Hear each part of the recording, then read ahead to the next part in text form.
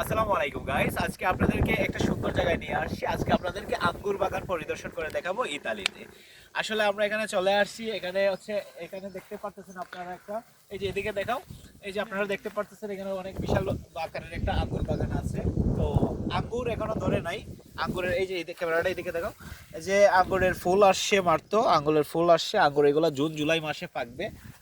June July মাসে এটা খাবারের যোগ্য হয়ে যাবে। এগুলো স্পেশালি হচ্ছে, এই আঙ্গুর বাগানগুলো হচ্ছে আপনারা খাবারের জন্য না, এগুলা দিয়ে স্পেশালি ওয়াইন বানায়, ওয়াইন ড্রিঙ্কস এগুলা বানায়।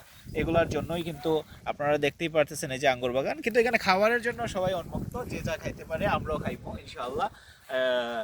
অনেক সুন্দর একটা বাগান করছে। আর এই গাছগুলো যে আপনারা দেখতেছেন, এগুলো গাছগুলো কিন্তু প্রতি সিজনে রোপণ করতে হয় না।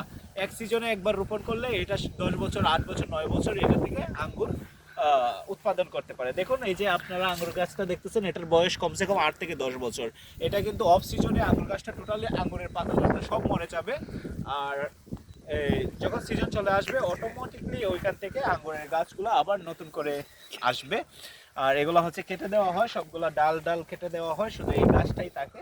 আর যখন সিজনের টাইম চলে আসবে ওইখান থেকে ডাল থেকে নতুন আঙ্গুর গাছ গজায়। আর এই যে দেখতেছেন আঙ্গুরের ফুল চলে আসছে, আঙ্গুর চলে আসবে, কত সুন্দর আঙ্গুরের ফুল। এইগুলাতে আঙ্গুর চলে আসবে। এগুলো হচ্ছে স্পেশাল হচ্ছে হোয়াইট ওয়াইন হবে। এগুলো হচ্ছে সাদা আঙ্গুর যেটাকে আমরা বলি আর কি। দেখুন কত সুন্দর বাগান। এই সাইডে আপনারা যা দেখতেছেন সব আঙ্গুর বাগান পাবেন। ইতালিতে এটা হচ্ছে ইতালিতে ওদিনের মতো একটা জায়গাতে। এটা হচ্ছে গ্রাম্য পরিবেশ, এখানে বেশিরভাগই কৃষকেরা আঙ্গুর চাষ করে। তো বাই বাই, নেক্সট ভিডিওতে আপনারা আঙ্গুর বড় হলে আবার আমরা একটা ভিডিও করে দিব আপনাদেরকে।